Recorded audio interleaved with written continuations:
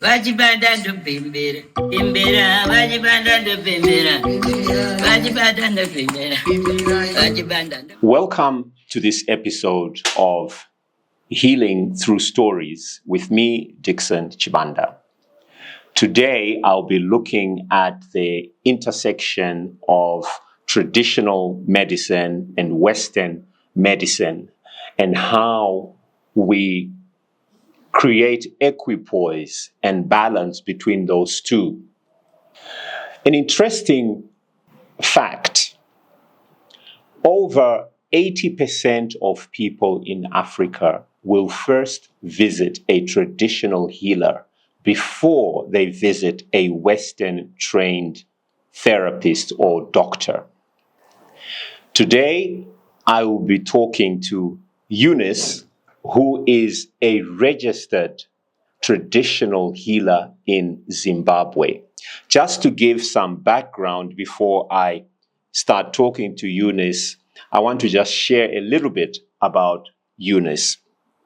Eunice Kapandura is a family therapist and psychotherapist who uses her unique indigenous healing skills to bring balance between the mind, body, and soul.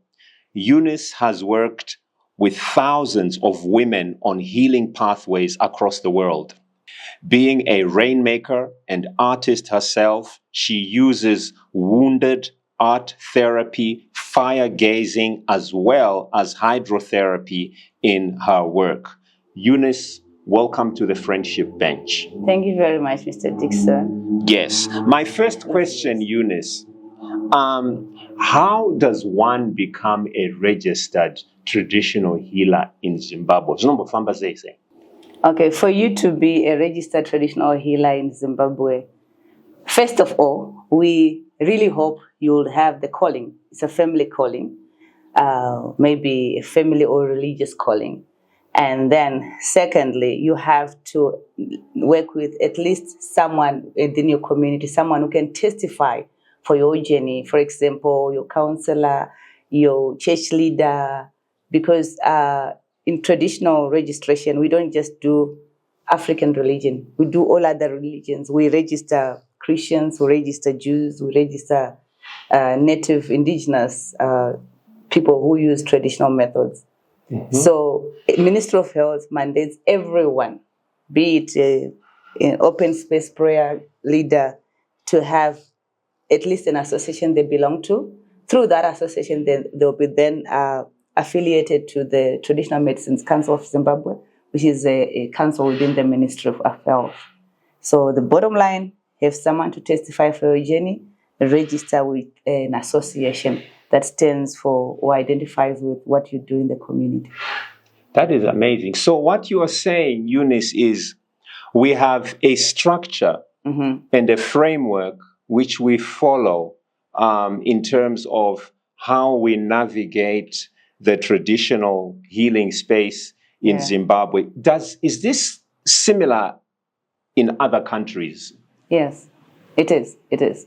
I've been blessed to work in India, work in America, work in different countries that also identify people who have indigenous knowledge and skills, but ask them to, because once you're helping the next person, you're no longer doing things for yourself. Everyone belongs to a state. So if I'm maybe Zimbabwe 6'3", and I'm going to administer cotrimoxazole or lemongrass or whatever herb, I'm taking a risk.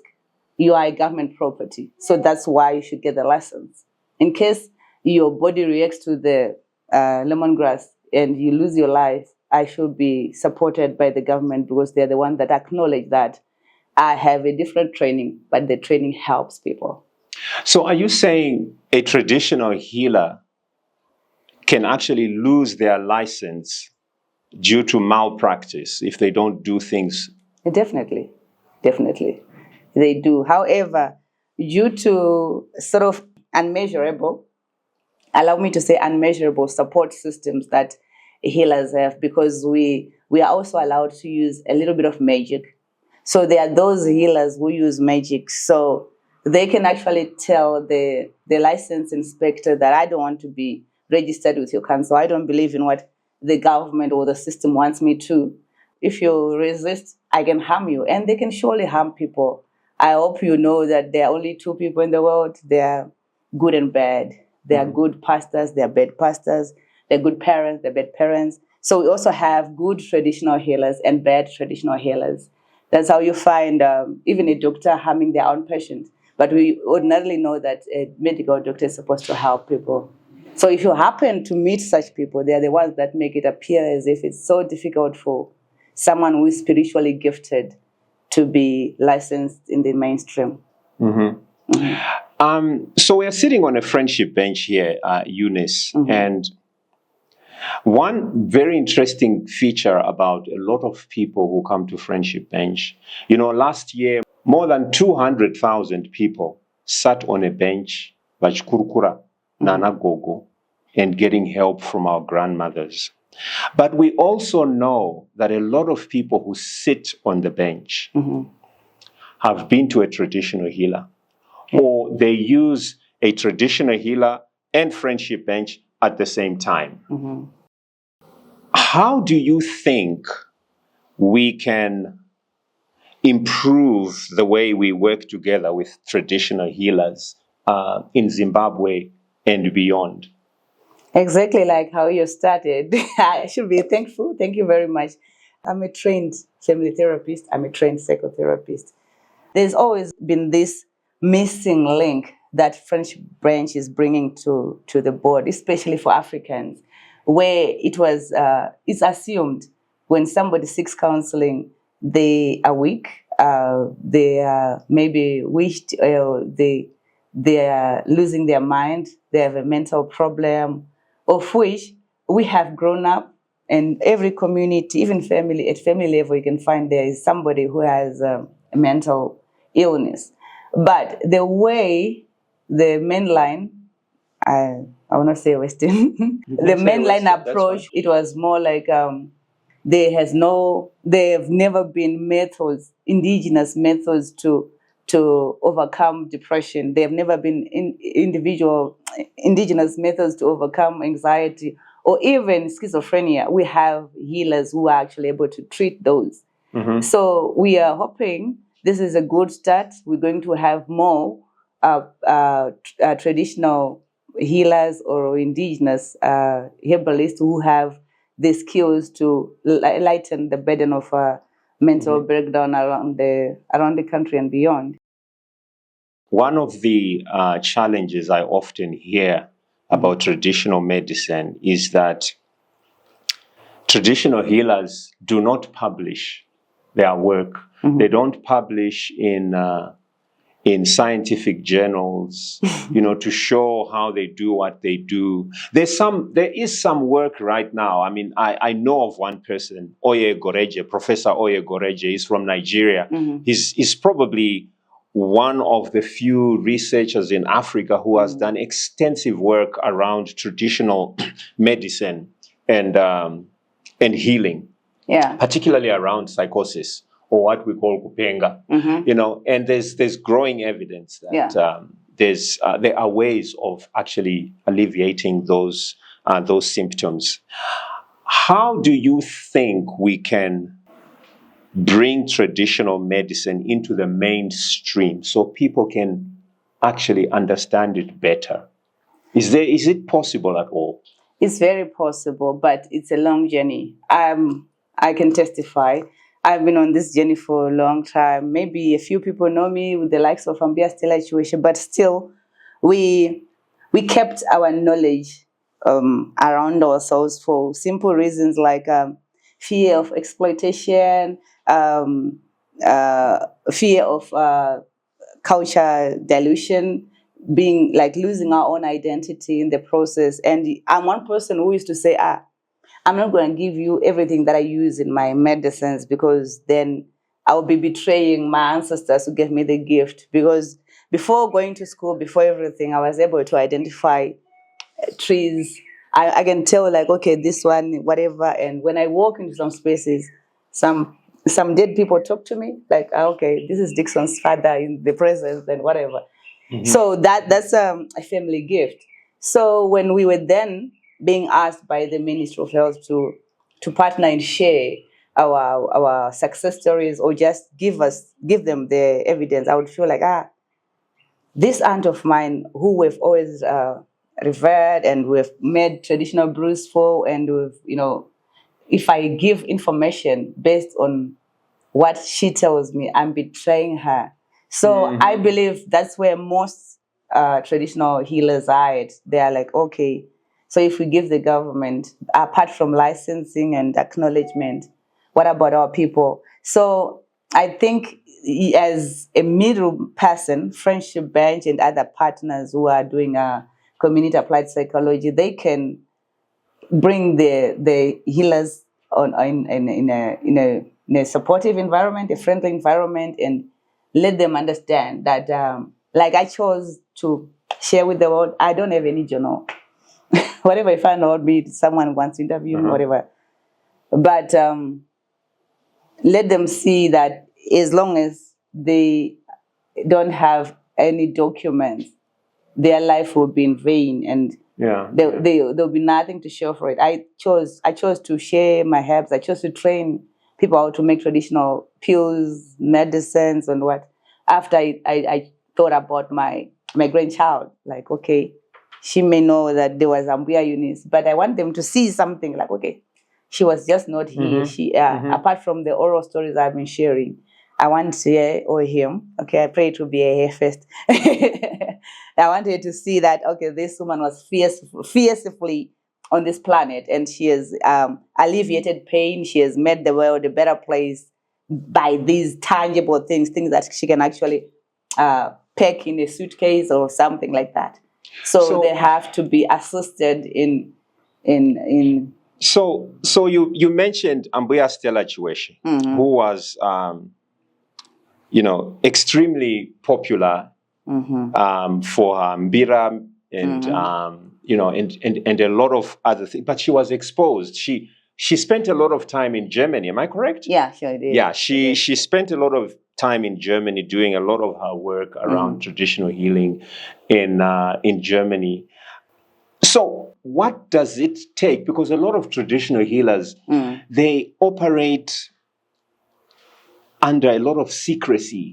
They, you are saying you are sharing your knowledge, and you touched on the challenge of getting your knowledge stolen from you. And I've heard this before. I remember visiting a traditional healing place in the Gambia. And the traditional healer we were talking to was actually highlighting how Western researchers have stolen her herbs, and then they go on to develop things. And this is why she does not share. And it seems it's a common theme. How can we overcome that?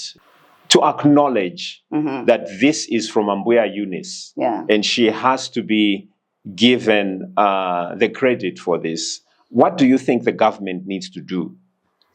The entry point will be training Eunice to trust. The advantage of being exposed or furthering education is being comfortable with the next person. Through training, I think it was some leadership training I did. I didn't know that I could share my bedroom with anyone. And I attended this training where they said, this is a leadership school. And I was like, no, I'm in Ambuya. In my house, my bedroom is just me or somebody like my partner, my husband. I am not allowed. I said, can I pay for my room? All right? Can I pay for my own room and this lady or whoever? And they were like, that's the whole point. We want you to be comfortable, have your clothes touched by other people, share the same space, spend the night. But I'm so grateful for that exposure, because at the end of the day, we are all human, including the researchers, including the thieves. Like I said earlier on, they're good and bad people, right? So if you happen to meet a bad researcher, of course, they want to exploit you. But as long as you know that this is my gift, I did not apply for it, I did not appealed for someone to give it to me. They can patent, they can whatever, but they cannot take away your gift. But the moment you share, like I'm sharing right now, I'm already enlightening somebody who may be having knowledge and think, oh, I can't be in the mainline, or I can't be working with people maybe from different religious or traditional beliefs. There's nothing. We live once, and I can die like 2 minutes after this interview. Yeah, that's true. Yeah. So they need training. Thank you very much. So before we started this interview, I noticed you were sniffing traditional tobacco. In Shona, we call it bute. Ndizo. Yes. I don't even know what it's called in English. So you were sniffing this bute, and I've often heard people say when you sniff bute, it gives you clarity. You know, interestingly, today in the world of mental health, there's a lot of research that is looking at some of these traditional substances, you know, which create a trance-like state, which create clarity. And, you know, there's also evidence that some of these substances help with, for instance, post-traumatic stress disorder. But it seems our ancestors always used these substances, and you still use those substances. And here in Zimbabwe, I know there's a different school of thought about these substances, where people sometimes feel it's just inappropriate, it's primitive. Tell us a little bit more about bute and the role of bute in creating clarity, in creating vision and the ability to heal and to see what others cannot see. I'll respond as much as I have understood the questions. And the shortest, every day. Thank you. The shortest, I'll start with the shortest response. What you saw me doing maybe a minute before I got on camera was, that was not spiritual at all. That was me shutting down my nervous system, like say, okay, you will be comfortable, you'll be relaxed. It's a habit to calm down my nerves. That's not spiritual. So that's like taking something in the world of medicine, maybe something like benzodiazepine, you know, a benzodiazepine, you know, an anxiolytic, yes, to calm you down. So like here, this interview can go for 4 hours. And you'll be fine. I'll be fine. I will not even need water, which is unhealthy. So what then? Because what, so this is one. Ambea Eunice, Saka Ininiga, I often hear these guys who drive, you know, they will say, when I have taken cannabis, I can work the whole day and I am calm and I'm chilled. What's the difference between what you are taking and cannabis? Allow me to say there's no difference. But what is different is the human body. Right. We have different systems. That's why you find there are people who, when they take cannabis, they can actually go psychotic, you know. But there are people who, when they take cannabis, they can run an entire hospital treating 500 patients, you know. So it depends with your individual body. That's how I've been taking it over the years. Would you say bute and cannabis are interchangeable? They are very different. No, they're both toxic. They're both toxic. They alter the state of mind. Yeah, they alter the state of mind. Good. So, can I stop you there? They alter the state of mind. Is it necessary for your state of mind to be altered in order for you to provide healing or to understand a situation? No. No. Funny enough, when I'm in my space and I want my ancestors to be fully, I'll say just be there, and it's unlimited is what. If I have been drinking or what, the people will notice that whatever toxin that I've taken, I will vomit, I'll clear up myself, I will take a quick shower, I'll be searching for water because I'm a rainmaker. I'm a rain child. I've been swimming Zambezi. It's another story. We are coming to the rainmaking because we need to talk about that. Yes, we will need to talk about the rainmaking, but let's finish this one first. Yeah. So they will notice that when that energy is there, I'm more than a monk. I'm more than a yoga teacher. I'm in that state where even the walls will feel that she's here. Mm-hmm. So for me to tone down, that's why I can have a shot of red wine. I can, because for most, we haven't finished about the snuff thing. No, we haven't. You saw the lady who gave me the snuff. Yes. She was like, I've picked this on you. What's your name? Blah, blah, blah. I saw you the other day. I like you. I feel the connection, and I gave her a few revelations that I got there. She's like, I appreciate. I never move around with snuff. That's why I say when I take it in public spaces, it's for fun. But it is also a very easy cell phone for me direct to my ancestors. So snuff enables you to communicate definitely with your ancestors. Yes. So there are types of snuff, right? There is snuff, like my kind of snuff, I don't carry it on my handbag because I love fragrance. Whenever I feel like, I love to spray those sprays and what. My handbag can, you can find anything in my handbag. But my type of stuff stays in a nekwe, that calabash thing. Yes. Yes. Mm-hmm. And it's so reverent that even when I'm not here, when I'm not at home, and somebody is sick, because my house is an open surgery, when somebody is sick and the people at the house say, okay, get inside the surgery, say whatever you want to say, take a little bit of that bath or whatever, they will get something. They'll get answers without really seeing me. So for me, snuff is a cell phone. I use it when I want to call my ancestors into the space. And it's always when I've created the space. I don't just say on the street. Is it correct to say your analogy of cell phone? Mm-hmm. Is it the same as being in the present moment, having a sort of higher level of consciousness? Mm-hmm. In Buddhism, they talk about a higher level of consciousness. Mindfulness is all about attaining this higher level of consciousness. Yeah. Would you say Bute helps you to achieve that higher level of consciousness? Is that the role of Bute? Yes, because how it's linked to the alteration of the mind. Mm-hmm. Mm-hmm. When you are deep in connection with the soil, the water, the trees, you don't want to hear here we can hear the car sounds. You just want to be in that state in nature completely. Mm-hmm. Yeah. Mm-hmm. So when you're in that state, whatever religion, I've been blessed to attend almost every religion. I'm crazy like that, except Satanism. So I just okay, so how do monks live?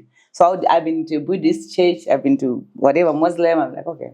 So at the end of the day. So I'm going to ask you a question. You have been exposed to so many different religions. Mm-hmm.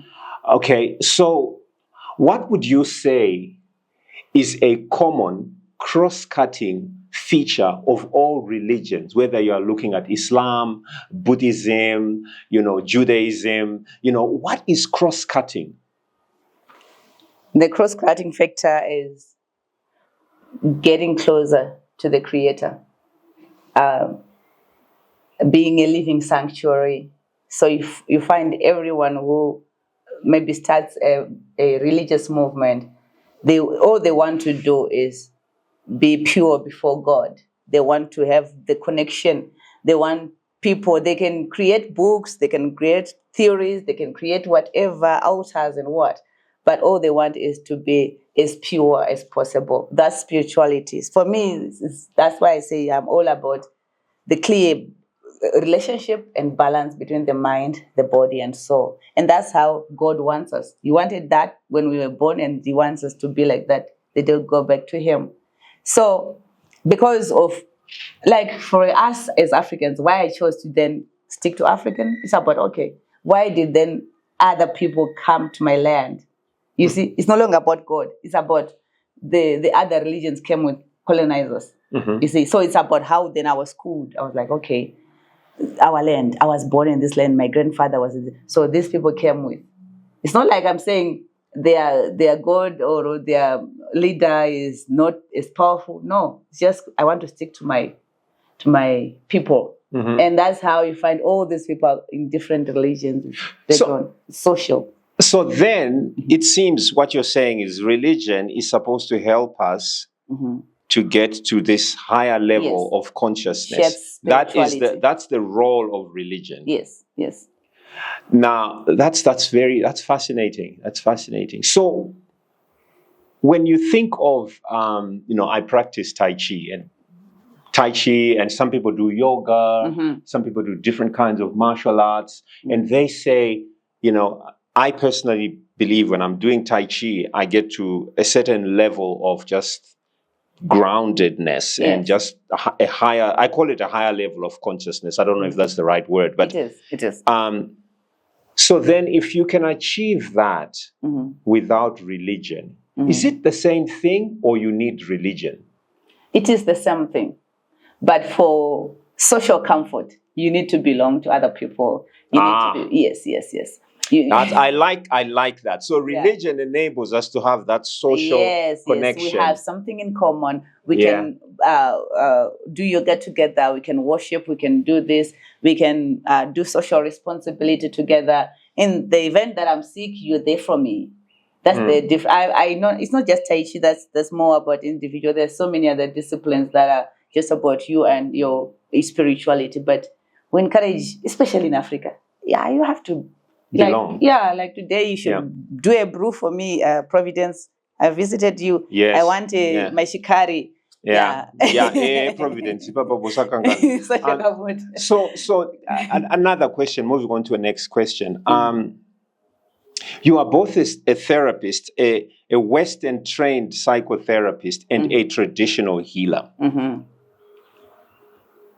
When do you decide to use Western methods versus traditional methods? Where is that balance? Hey, the first question that has made me look down. To be honest, I always lie to people that I lie to people that I can cut off the other completely. So when somebody, I'm in a professional setup, desks, whatever, I'm writing, I'm observing all those things that we're supposed to do in Western medicine, in Western approach. Sometimes the other eye that sees beyond even what is being said or what is outside the room, it comes. What I just do is I channel it down. So I notice. So you're saying you embrace it when it comes? Yes. So what are you saying? Are you saying then that you use both approaches and you are comfortable with using both approaches, Western and traditional? Yes, but the only problem is there are some situations where I'm not supposed to let the client know that I am a traditional healer. Yes. Why? It depends with the contract. It's about money. All right. Okay. I come maybe at Friendship Bench, for example. You're an NGO, you want me to do with women victims of domestic violence or whatever. The case is just about them being beaten by their husbands and having a rough life, what. The donor, allow me to use that word, it's not allowed. The partner or the organization wants me to observe the behavior of the woman, widening the view of the problem, all those, whatever makes her vulnerable, and why is she developing the attachment to the abuser, whatever. I write that as it is because they want their report. So I can never write in that report like, but I've seen. So from time immemorial. So what you are saying, they tried to get married and gotten out because of domestic violence. I cannot write that to the donor. So what you are saying, and I cannot even tell the client that I'm seeing this is an intergenerational traumatic challenge for your family. So what you're saying, it really reminds me. It takes me back to some of the discussions with the Anambuya now Friendship Bench. This challenge of striking balance, and not discarding your traditional values. And it seems what you're saying is we are forced to work within certain parameters, and we are forced to use frameworks which are defined in the Western world, because bringing in your African perspective makes everything seem very difficult and complicated. And that seems to be a challenge. It's a challenge at Friendship Bench as well. You know, when we were first starting, you know, that was one of the things the grandmothers picked up immediately, you know, that you need to embrace the culture. It's the culture that needs to define how Friendship Bench evolves in a community. And so you are now saying, you have to be very cautious in terms of how you bring in the traditional element to the Western frameworks that you use in care, because the client might not like it. The funders that support you might not like it, who are from the West. This is a dilemma that not only you are facing, but a lot of African healers, therapists doing different programs are facing, not just in the mental health space, different spaces. It's a big problem. It is. How do we address it? I don't know. Maybe the partners need to have a little bit of a cultural exchange. Perhaps we get somebody from Friendship Bench come stay at my surgery. Okay, it's the surgery in the front. It's my house at the same time. They get to see the people who come. What kind of issues do they bring? Right. That can be a good starting point. Because if we're talking of people being in a friendly environment where you think, okay, I'm not recorded. Whatever I'm saying is for me to empty out. Because, you know, when you ask someone, when you are exploring a problem, they can tell you, okay, I know, but this is how so and so on my journey used to be. I'm like, okay, so how best do you think he can get better? They'll tell you, I used to do this.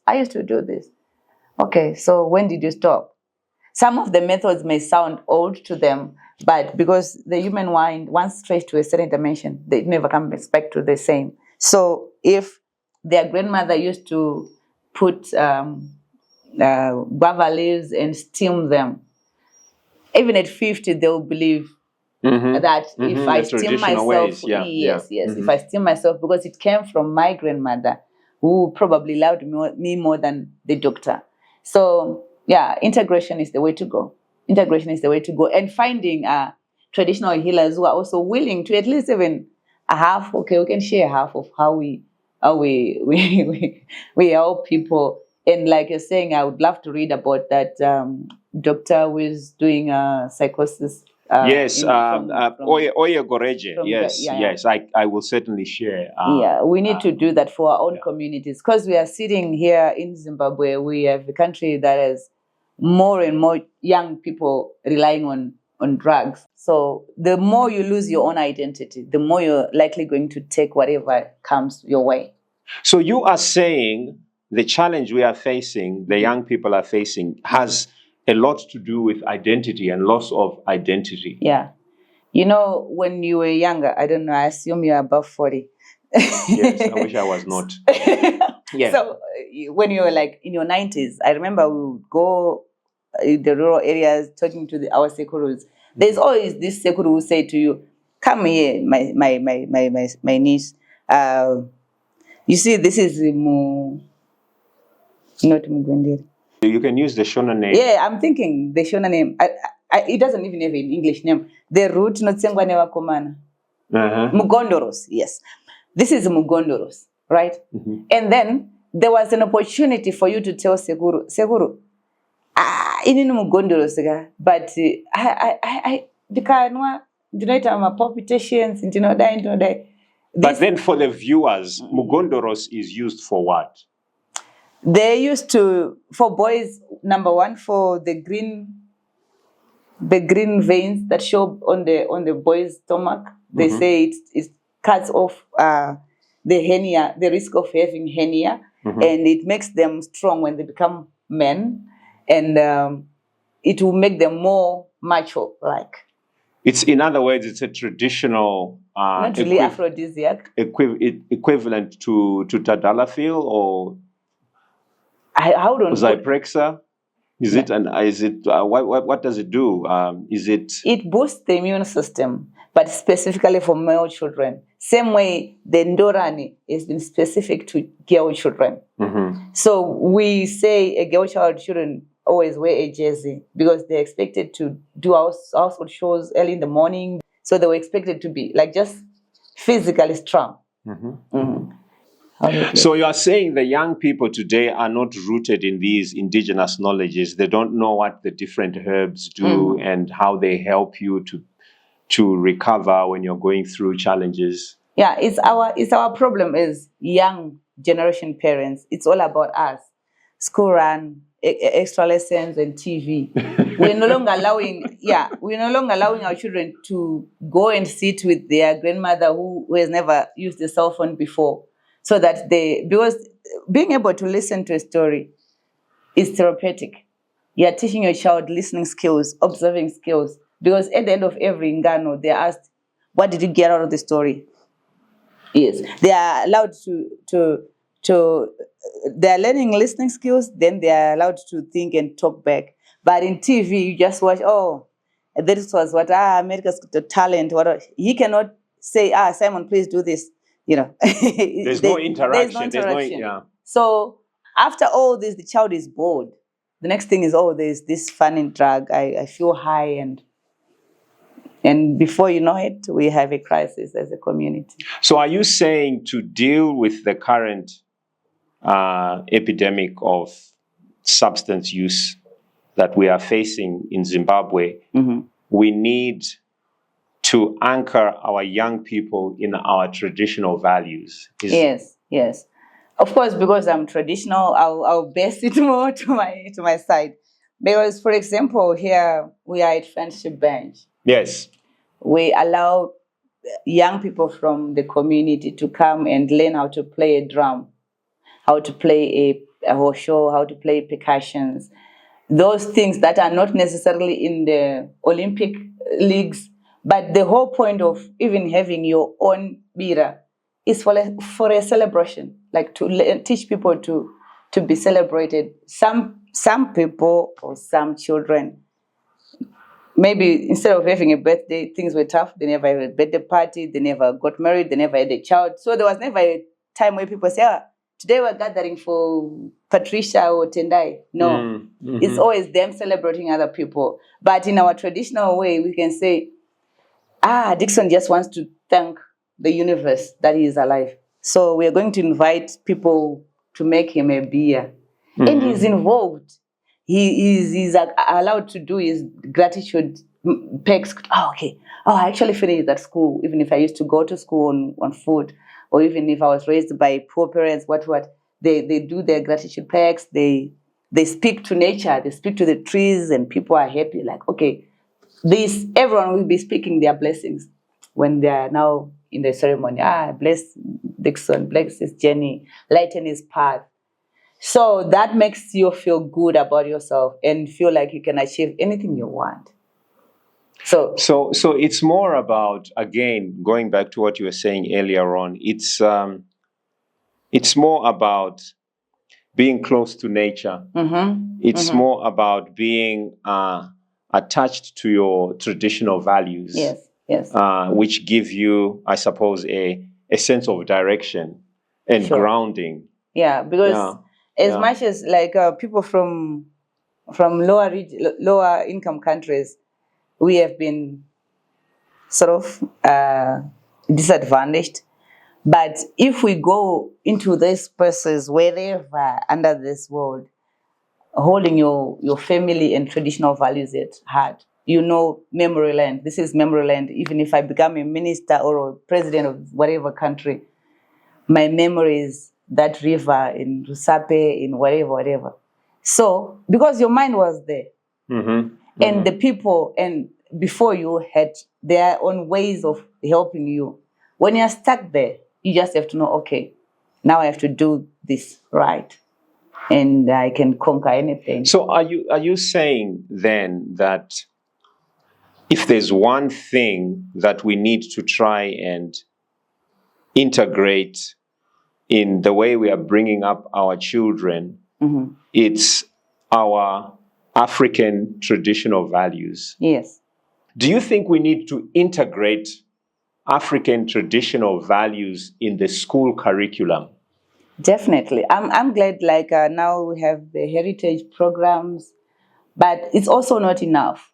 That's why organizations like Friendship Bench should actually step up, because this is the teacher who has maybe 6 or 10 subjects that they are working on, and they may not be, because I'm not sure if the colleges now have the physical part of the modules. The modules are there in theory, but I'm not sure if there are physical parts, like if he or she is going to teach a child about cleansing aura. What kind of herbs do they use to cleanse aura? Because that's part of our heritage. It's always like that. Let's say a child loses their friend at school, or a parent, the somberness in the class, and how do they get rid of that? I don't think it's there in the curriculum yet. I'm yet to get on top of it, but I don't think it's there yet. So this is like using herbs, isn't it, to cleanse, to create an environment that is calming. Yeah. Because in African ways, mental health is preventable. In fact, all diseases are preventable. That's why you see we're having products that are just superfoods.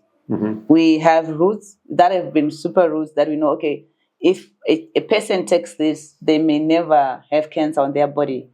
It's part of their diet. Now, because our diet is altered, we're taking things that are available to us, or things that are advertised on media. So if we get back to ourselves, we minimize the burden on the public health delivery. We minimize problems on mental health problems too.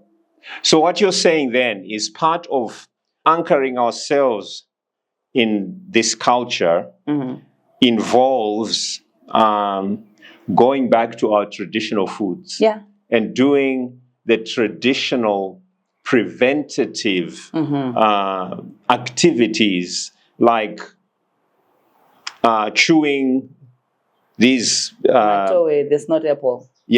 These roots, matoe.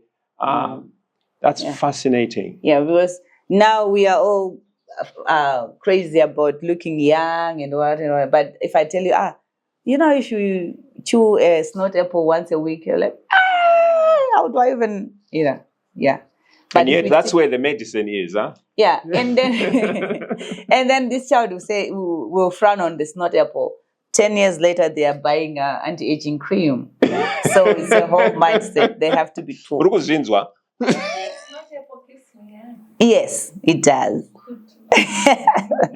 Okay, so what you're saying is matoe is the equivalent of anti-aging cream. Definitely. But it's the natural anti-aging. Yes. That is fascinating.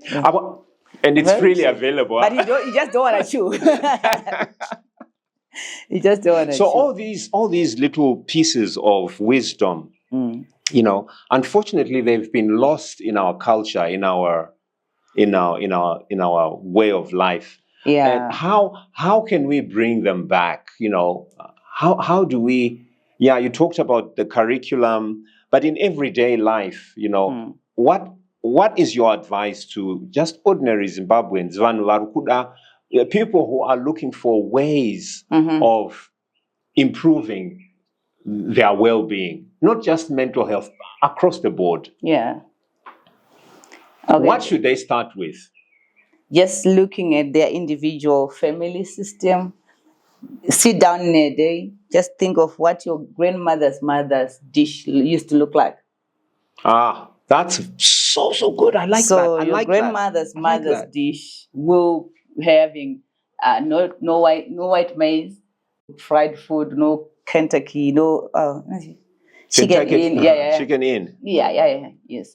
So that's because food makes us, and food is medicine. If you have a great grandmother's diet in your food, in your daily foods, And you keep it real. So okay, that's one thing you can do at home, wherever you are. If there's one lesson you're going to take from this interview, ask yourself, what did your great-grandparents eat? Are you still eating the same food? Brilliant, I like that. What about, so this is great, your grandmothers, what did your great-grandmother used to cook? What about from the grandfathers? What question can we ask ourselves about what our grandfathers used to do to help? There's a lot of suicide amongst men in Zimbabwe, young people, and there's this obsession with using aphrodisiacs and drugs that enhance your sexuality and all sorts of things. What question should they ask themselves about their grandfathers? So about grandmothers, great-grandmothers, the question is around, what did my great-grandmother used to cook? And on the great-grandfathers is, what did they used to work on, not their job? Okay? There is a clear difference between a job and work. So work is what they used to do involuntarily as part of their DNA. For example, my great-grandfather was a carpenter. Vaipfura mapadza. So my child or my brother can, even myself, can utilize that into architectural sciences and be a carpenter, be what. But it was him creating outstanding pieces, chairs, what. Yeah. So does that mean, is that the same as, is hobby the right word? Or it's different? What was my great-grandfather's hobby? You're using... Allow me to use the word work. Work, because work is something that you get something out of. But you are passionate about it or connected to it? Yes, maybe a skill. Work and skill can be the same. So for great-grandfathers, ask yourself, what was your great-grandfather's skill? Or what was he skilled at? Before, not after this. Okay, before some companies came and say, we want people who went to train as the whatever. Before all that. So that should be your line of focus in terms of other things that you can do as a young man to help you. Yes. So if you do that, embrace the modern technology. Be anything. If it was about conquering lands, take land, take countries. Yeah, just go with the flow. So it's like, in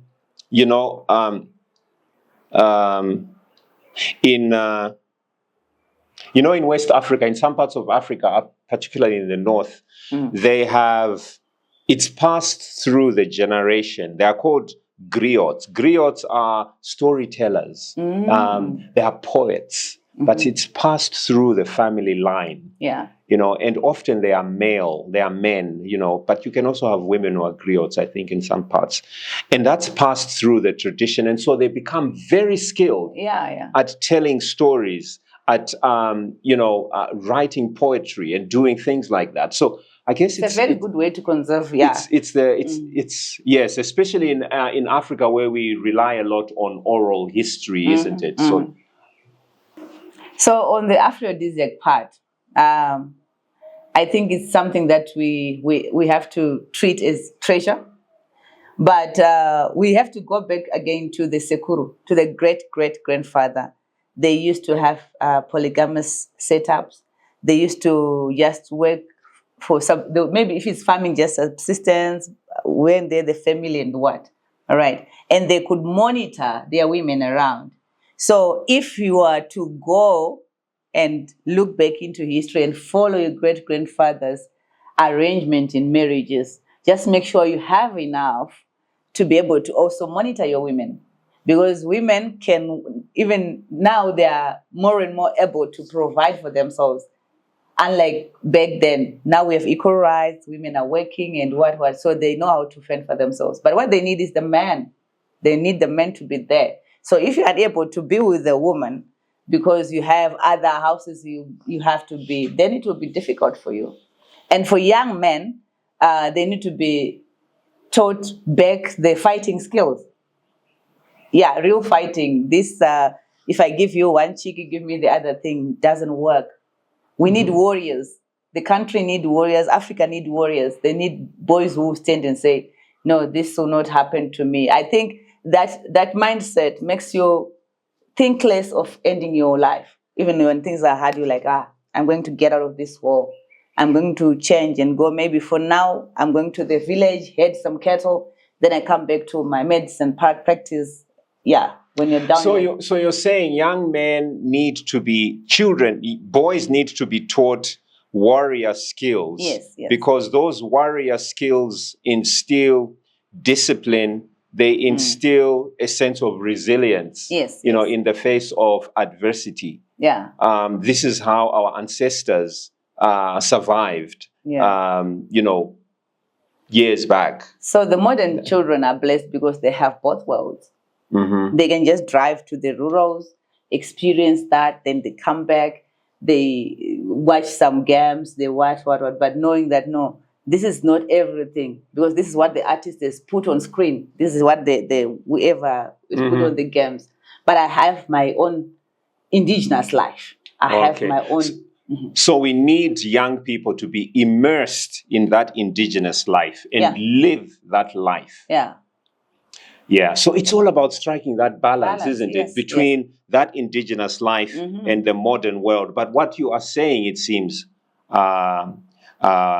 is that we still need that indigenous life. No matter how progressive technologically we become, that indigenous life is important because we need to be anchored in our traditions. We need to be anchored in the ways of our ancestors. Very true. Ask yourself the question, what did my great-grandmother used to cook? Yeah. What did my great-grandfather's skill used to be? Brilliant questions. So to conclude, what message would you like to share with our listeners out there about traditional values, about our culture, and how we can live side by side with our culture, despite the world becoming increasingly technological? Now you have AI, everybody's using ChatGPT, How do you still hold on to that culture? Yeah, just be yourself completely. The longest journey in life is the journey to be yourself completely. You have to travel the journey alone. At times you may need pointers, people who direct you, but take time to understand the self. The more you try to understand the self, the more you realize that every problem has a solution.